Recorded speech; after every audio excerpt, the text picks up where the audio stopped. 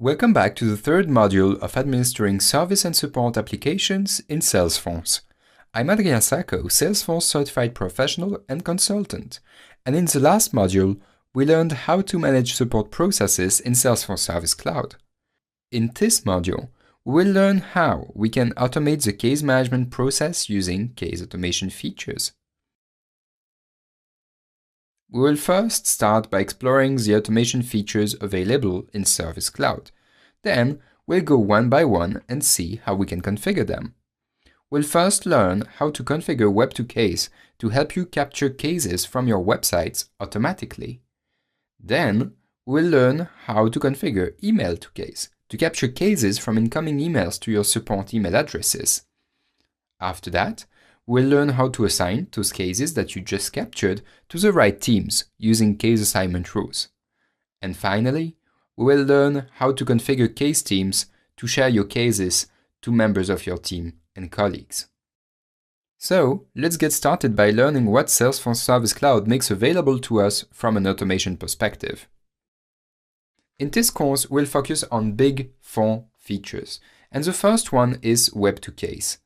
Web2Case allows you to put an HTML form in place inside of Salesforce that you will then be able to put on any of your web properties or on your Salesforce communities.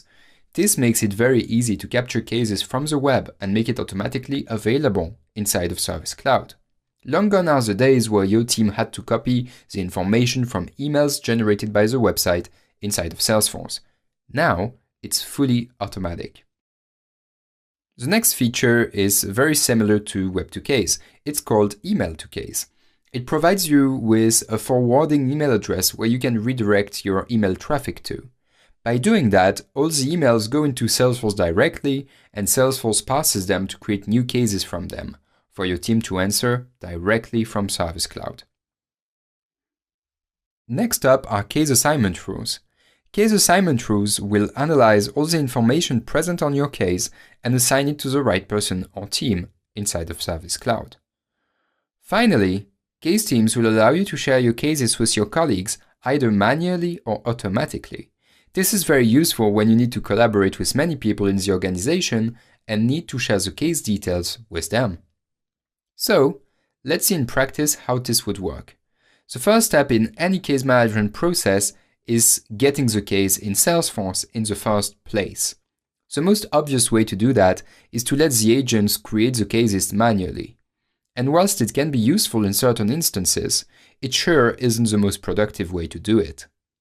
So, the next options are the options we looked at already, which will help us automate.